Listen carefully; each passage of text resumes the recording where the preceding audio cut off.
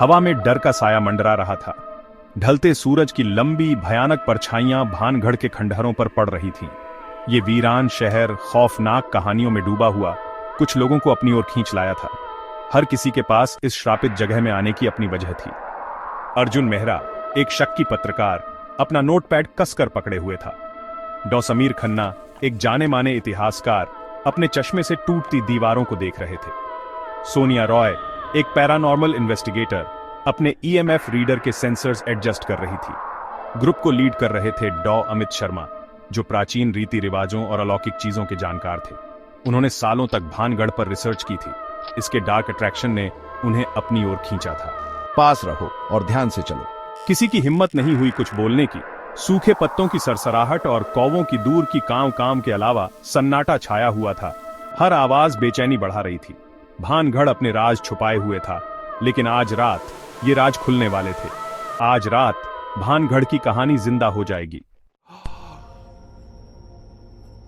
यह क्या है? एक पुराने महल के खंडहरों में एक कुआं छुपा हुआ था। इसका पत्थर का किनारा समय के साथ घिस गया था, लेकिन एक चीज बहुत अजीब थी। लाल रंग की एक लकीर इसकी सतह पर एक दाग की तरह थी, एक ऐसा दाग जो किसी भयानक चीज की ओर इशारा कर रहा था। नेहा, ग्रुप के साथ आई एक युवा फोटोग्राफर, हांफने लगी। वो नीचे झुकी, अपना कैमरा भूलकर और दाग को छूने के लिए आगे बढ़ी। लाल रंग बहुत ज्यादा चटक था, झंग लगने के लिए बहुत ताजा। इसे मत छू। डॉ अमित की तेज आवाज ने उसे चौंका दिया। उनकी आमतौर पर शांत आंखें डर से फैली हुई थीं। वो रंग को पहचान गए थे, हवा में घुली हुई धातु जैसी गंध को। वो खून था। हवा अचानक ऊर्जा से भर गई।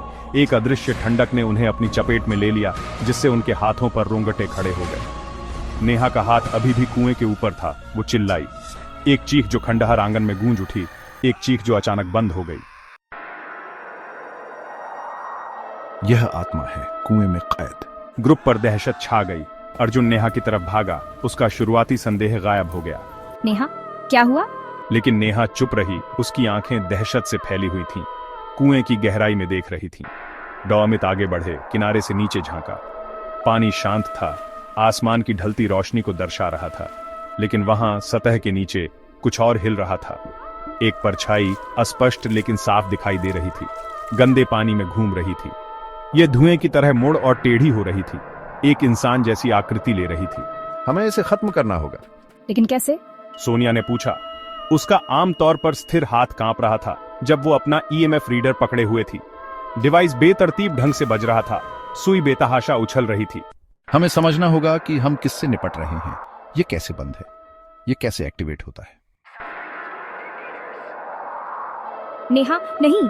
जैसे सोनिया के सवाल का जवाब देते हुए नेहा, जो अस्वाभाविक रूप से चुप थी, कुएं की ओर एक कदम बढ़ाया। अर्जुन उसकी तरफ झपटा, लेकिन बहुत देर हो चुकी थी। एक अदृश्य शक्ति, ठंडी और शक्तिशाली, ने उसे पकड़ लिया। वो फिर से चिल्लाई, इस बार डर से नहीं, बल्कि एक ऐसी आवाज में जो उसकी अपनी नहीं थी। ये कर्कश थी, गुस्से और निराशा से भरी, टूटती दीवारों से टकराकर गूंज रही थी।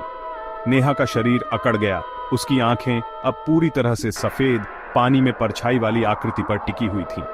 एक हाथ, कंकाल जैसा और सड़ांत से काला, कुएं की सतह से बाहर निकला। इसकी लंबी हड्डियों वाली उंगलियां, जो क्रूरता से तेज नाखूनों से युक्त लग रही थीं, नेहा तक पहुंची। उसने विरोध नहीं किया, विरोध नहीं कर सकी। अदृश्य शक्ति उसे कुएं की ओर प्रतीक्षा कर रहे हाथ की ओर खींच रही थी। हमें कुछ करना होगा। विष्णुदास, एक मजबूत युवक और पंडित सूर्य नारायण का सहायक, चिल्लाया। वह नेहा की तरफ झपटा, उसे किनारे से वापस खींचने की कोशिश कर रहा था, लेकिन जैसे ही उसका हाथ नेहा के हाथ को छुआ, उसे एक अदृश्य शक्ति ने पीछे धकेल दिया। विष्णु एक भयानक आवाज के साथ पत्थर की दीवार से टकरा गया। भाग 5, सच्चाई की तलाश। समय कम है। मैंने अपना जीवन प्राचीन दुनिया, उसके रहस्यों और उसके खतरों को समझने के लिए समर्पित कर दिया है। वर्षों के शोध ने मुझे भानगढ़ तक पहुंचाया। इसके दुखद अतीत की फुसफुसाहटों ने मुझे आकर्षित किया। मैंने स्थानीय किंवदंतियों को केवल लोक कथाओं के रूप में खारिज कर दिया, लेकिन अब अलौकिक के निर्विवाद प्रमाणों का सामना करते हुए मुझे पता है कि मैं गलत था।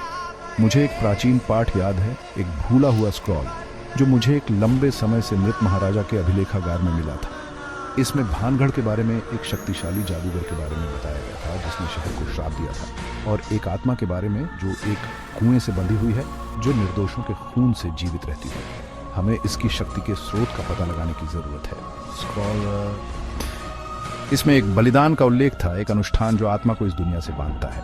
लेकिन शहर खंडहर में है, हम कहाँ से देखना शुरू करेंगे? महल।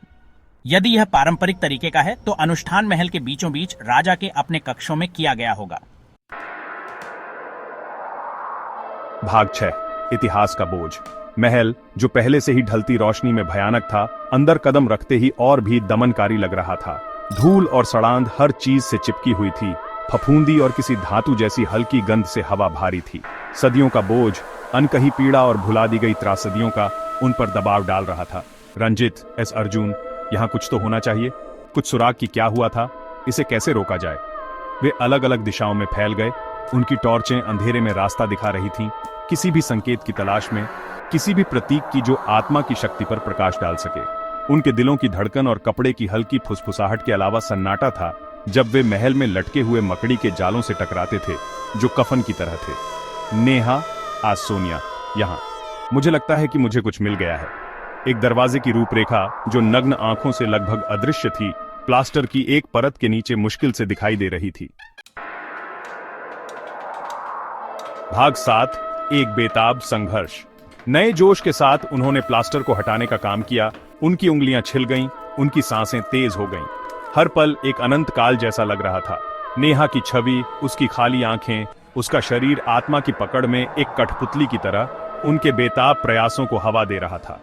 अंत में एक गहरे भारी लकड़ी से बना दरवाजा सामने आ गया। इस पर नाचते हुए राक्षसों और विकृत चेहरों की आकृतियां बनी हुई थीं। उनके भाव अनंत चीखों में जमे हुए थे।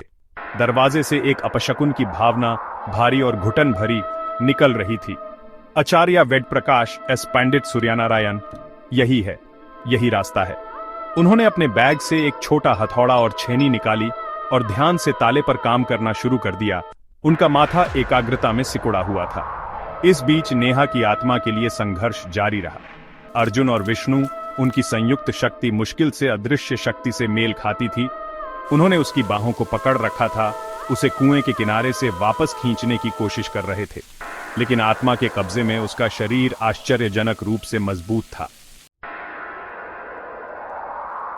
भाग 8, अनुष्ठान शुरू होता है।